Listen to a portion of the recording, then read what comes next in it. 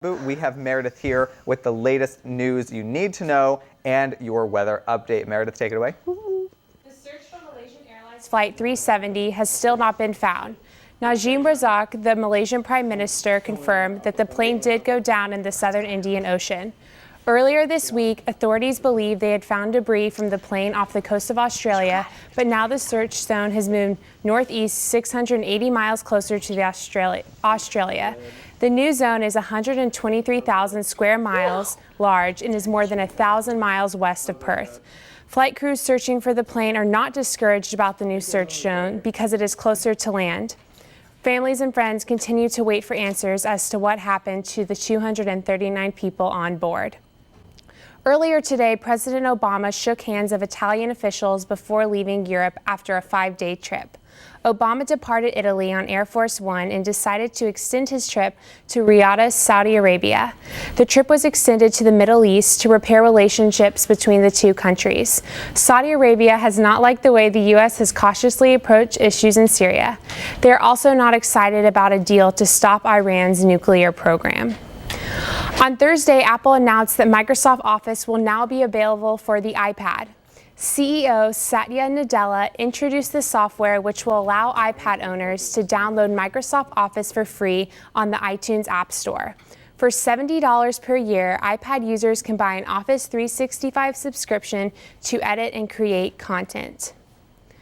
Cooler temperatures and a slight chance of rain are in the forecast for this weekend.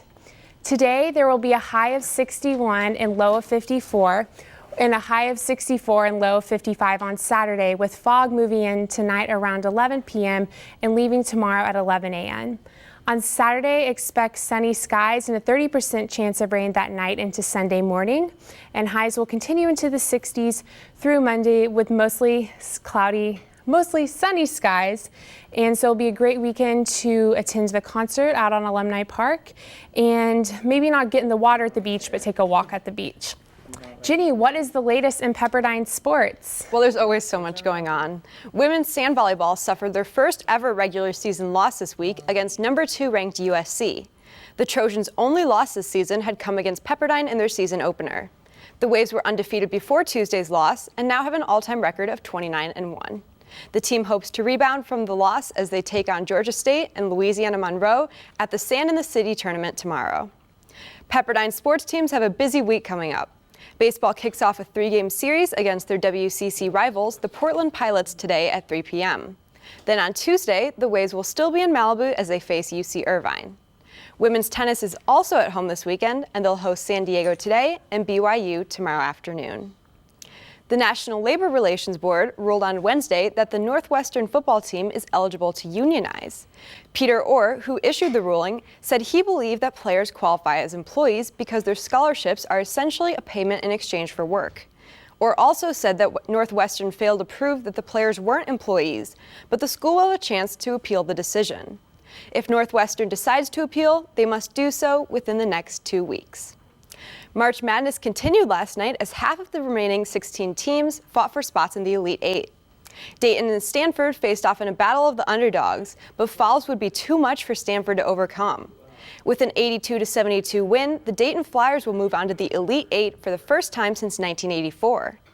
The Florida Gators will be joining them as well as they defeated UCLA last night for their 29th straight win. Another of the teams to secure a spot in the Final 8 was Wisconsin, who dominated Baylor for a 69-52 win. And the last of yesterday's Sweet 16 action was between Arizona and San Diego State. Nick Johnson excelled in the final few minutes of the game to push the Wildcats past SDSU for a 70-64 victory.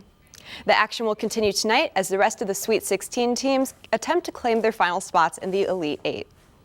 That's it for this week's Pepperdine Sports Report, but stay tuned because we have the latest entertainment news coming up.